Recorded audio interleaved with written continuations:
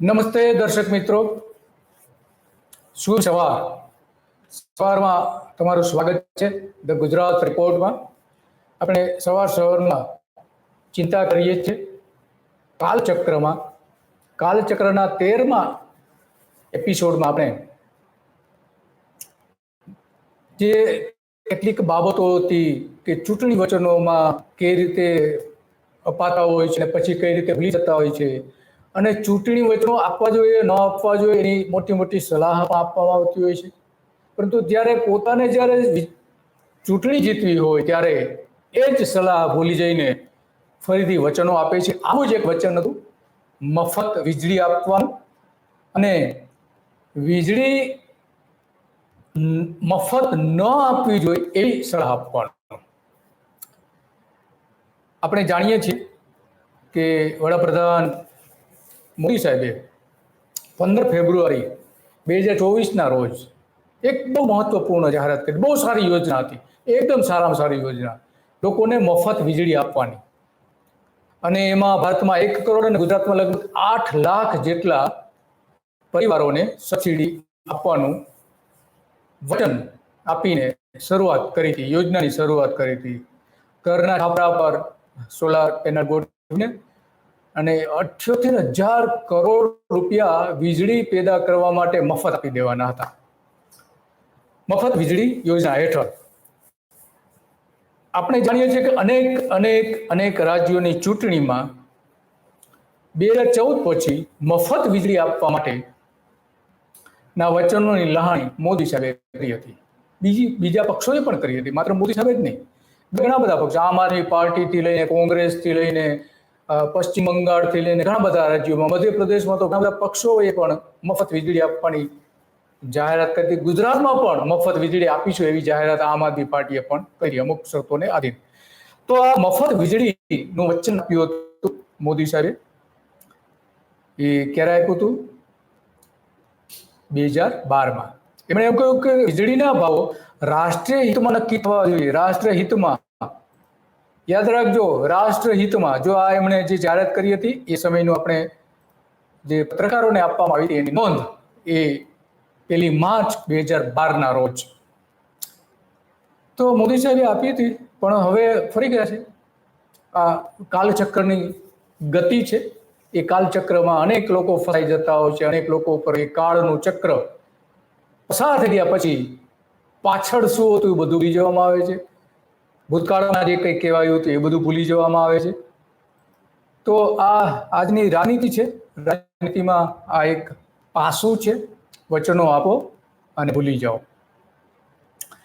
વીજળીના ભાવ નક્કી કરતી વખતે IRC દ્વારા ભાવ નક્કી થવા જોઈએ એવું 12 વર્ષ પહેલા મોદી સાહેબે નક્કી કર્યું હતું.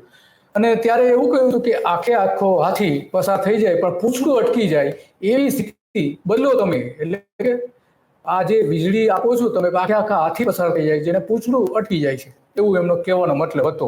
આ શબ્દ એમને વાપર્યો હતો કે આખો હાથી પસાર થઈ જાય પણ આ વીજળી નામનું પૂંછડું ત્યાં અટકી જાય. વીજળીના કાર્યમાં મોદી સાહેબે વીજળી મફત આપીને હાથ નીકળે અને પૂંછડું રહી જાય, હાથી નીકળી જાય અને પૂંછડું રહી જાય, એવો એમનો કહેવાનો મતલબ ત્યારે હતો.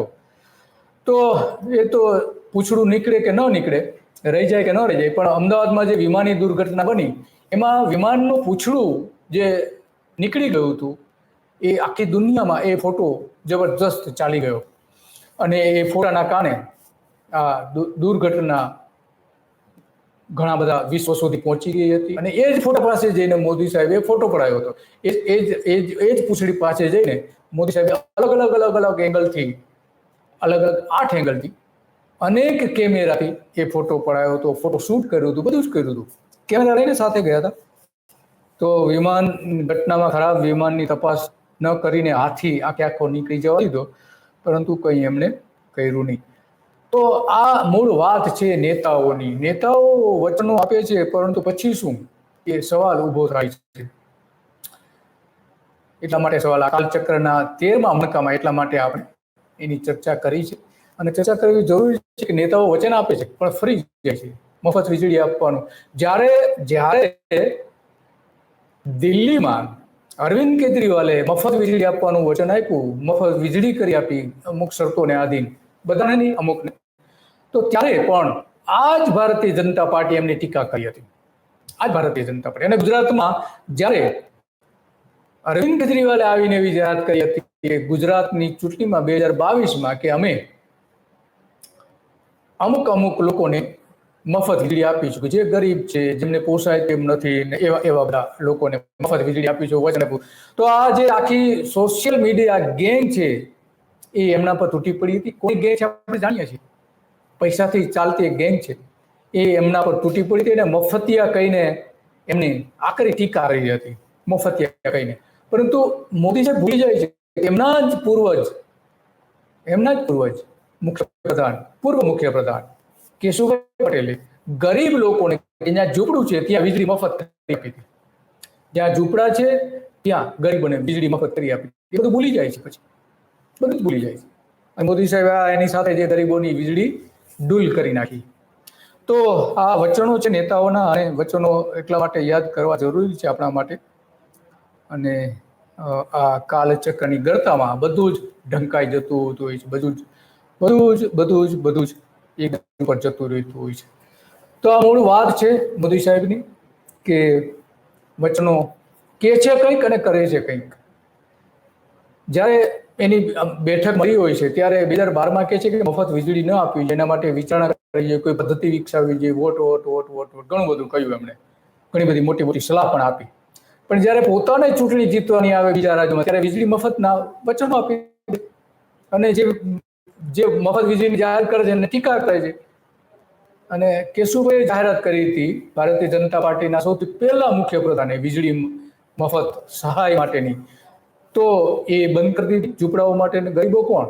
ગુજરાતમાં ગરીબો રહેવા જ નથી, ગરીબી ન રહેવી જોઈએ એવું માને છે. અને એટલા માટે બુલડોઝર અત્યારે ફેરવવામાં આવી રહ્યા છે ઝૂંપડાઓ ઉપર. એ ત્યારથી ચાલુ આવે છે, જ્યારથી કેશુભાઈ ગયા પછીથી જે સરકારો આવી, બધી જ સરકારો આવું જ કરતી આવી. ગરીબોને પરેશાન કરવામાં આવે છે, ગરીબોને મફત વીજળી જે અપાતી હતી એ બંધ કરી દેવામાં આવી. તો આવા ઘણા બધા છે કે કહે છે કે પૂછડું અટકી ગયું. પણ અમદાવાદની વિમાનની દુર્ઘટના થઈ એમાં તો પૂછડું અટકી ગયું હતું. આખો હાથી નીકળી જતા હતા બધા, બોઈંગના હાથી, આખા હાથી. આવા નાના હાથી નહોતા, કેટલા બધા 32 જેટલા હાથીઓ હતા. તો ત્યારે આ બધી વાતો એક ઇતિહાસ બની જાય છે. અને ભૂલાયેલા ઇતિહાસમાં જે પ્રજાને વચનો આપ્યા હોય છે એ યાદ તો કરવા જ પડે. અને એટલા માટે આ કાલચક્રમાં આપણે એ બધા યાદ કરી રહ્યા છીએ. તમામ પક્ષોના, કોંગ્રેસ હોય, આમ આદમી પાર્ટી હોય કે ભારતીય જનતા પાર્ટીની હોય, એની સરકારો હોય, વચનો આપવામાં આ બધા જ સુરાપુરા હોય છે. તમામ રાજકીય નેતાઓ સુરાપુરા હોય છે. પરંતુ જ્યારે એનો અમલ કરવામાં આવે ત્યારે એ વચનો ભૂલી જતા હોય છે. અનેક આપણે સિરીઝ આખી જોઈ છે આજ સુધીમાં. આવા 12 વચનો જે કે રાજકીય નેતાઓએ આપ્યા હતા એ બધા જ ભૂલી ગયા છે. તો આજે પણ આ જ રાજકીય નેતાઓ કેવું કરી રહ્યા છે એ આ એક ઉત્તમ ઉદાહરણ છે આપણા માટેનું, અને દસ્તાવેજ સાથેનું ઉદાહરણ છે. એટલે એનો કોઈ સરકાર પણ ઇનકાર કરી શકે એમ નથી કે આ વાત બરાબર નથી. આપણી પાસે દસ્તાવેજ પણ બતાવ્યો. તો આ મૂળ વાત છે કે કાલચક્રમાં અનેક વચનો દફન થઈ જાય છે, અનેક વચનો નવા આપવામાં આવે છે. સમય નીકળી જાય, ચૂંટણી જીતાઈ જાય, તે બધા જ વચનો ખંભાતના અખાતમાં પધરાવી દેવામાં આવે છે. સાબરમતી નદી તો વહેતી નથી, જે કંઈ વહે છે એ નર્મદાનું પાણી વહે છે, તો ત્યાં તો નાખી શકે એમ નથી. એટલે અરબી સમુદ્રમાં જવું પડે છે કે ખંભાતના અખાતમાં જવું પડે છે. તો આ વચનો ભૂલી જતા હોય છે નેતાઓ, અને એટલા માટે એમને યાદ અપાવવું પડે છે કે તમે આ વચન આપ્યું હતું, હવે શું કરશો? વચનો આપીને ફરી તમે વીજળી મફત તો આપી જ રહ્યા છો, મફત વીજળી આપી રહ્યા છો, કરોડો રૂપિયાની, હજારો કરોડો રૂપિયાની વીજળી મફત આપી રહ્યા છો. તો એ વચનોનું શું? એ સૌથી મોટો સવાલ આજે આવીને ઊભો રહે છે કે પ્રજાને વચનો આપી દો છો પણ બધું પછી ભૂલી જવાનું, બધું જ ભૂલી જવાનું. તો આ વાત હતી મૂળ, અને એટલા માટે આજે ફરીથી યાદ અપાવીએ છીએ આ કાલચક્રમાં, કે કાલચક્રનામાં આ નેતાઓના વચનો એવા ચક્રે ચડી જાય છે કે એ ઇતિહાસ બની જાય છે, ખરાબ ઇતિહાસ બની જાય છે, ભૂંડો ઇતિહાસ બની જાય છે.